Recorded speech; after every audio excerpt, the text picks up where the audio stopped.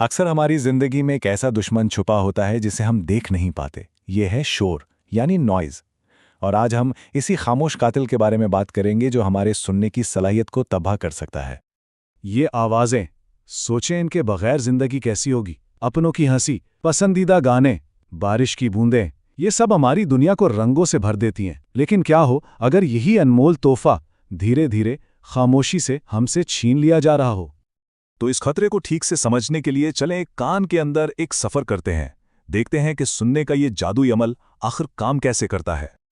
देखें, जब कोई आवाज आती है तो उसकी लहरें सबसे पहले कान के पर्दे यानी पर्दे से टकराती हैं।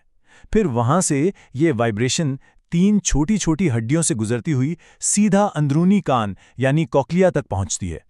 असल कहानी यहीं से शुरू होती है। और इस कहानी के हीरो हैं ये हेयर सेल्स या बालनुमा खुलिये। ये हजारों की तादाद में खुदबीनी सेंसर्स हैं जो कॉक्लिया के अंदर होते हैं। इनका काम आवाज की वाइब्रेशंस को इलेक्ट्रिकल सिग्नल्स में बदलना, जिन्हें हमारा दिमाग प्रोसेस करता है। ये बहुत ही जरूरी हैं और एक बार खत्म हो जाएं तो वापस नहीं आते। लेकिन यहीं पर कहानी में एक अचानक और खतरनाक मोड़ आता है, जब हमारी शोर से भरी दुनिया इन नाजुक से सेंसर्स पर हमला करती है। ये हेयर सेल्स ये बहुत ही नाजुक होते हैं। समझ लें कि इनकी भी एक हद है। ये एक खास हद तक ही आवाज़ की तवानाई बर्दाश्त कर सकते हैं। जब बहुत ऊंची आवाज उन तक पहुंचती है तो ये आवाज नहीं रहती, ये एक हमला बन जाती है। ये खलिए इस जोर से झुक जाते हैं, टूट जाते हैं और आखिरकार मर जाते हैं। और सबसे डराने वाली बात, ये नुकसान हमेशा के लिए होता है। ये खलिए दोबारा पैदा नहीं होते। एक बार गए तो हमेशा के लिए गए। इस फर्क को समझना बहुत जरूरी है। देखें, जिस्म पर कोई कट लगे वो ठीक हो जाता है, हड्डी टूटे वो जुड़ जाती है।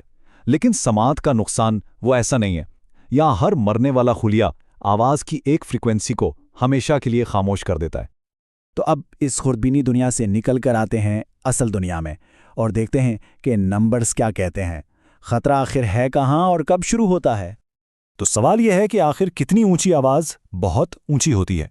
वो रेड लाइन कहाँ है जिसे क्रॉस करना खतरनाक है। खतरे की घंटी बजना शुरू होती है 80 डेसिबल पर।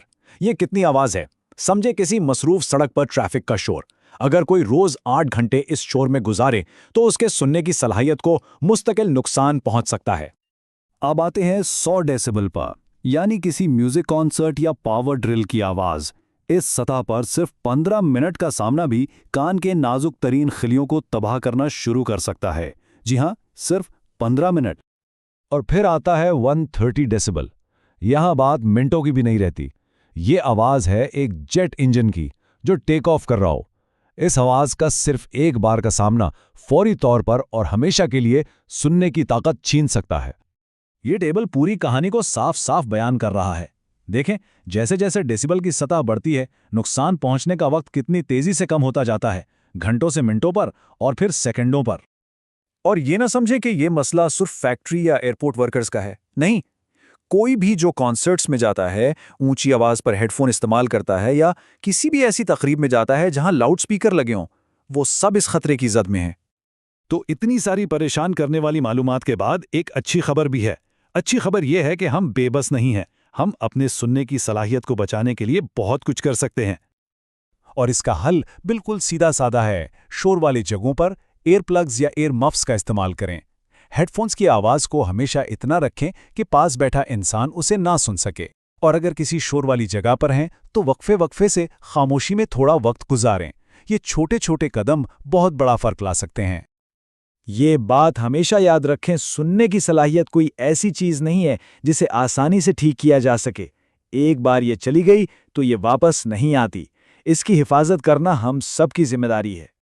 तो आखिर में बस एक सवाल, अगर जिंदगी में हमेशा के लिए खामोशी छा जाए तो वो कौन सी आवाज होगी जिसकी कमी सबसे ज्यादा महसूस होगी? क्योंकि अपनी समात की हिफाजत करना असल में इसी कीमती आवाज की हिफाजत करना है।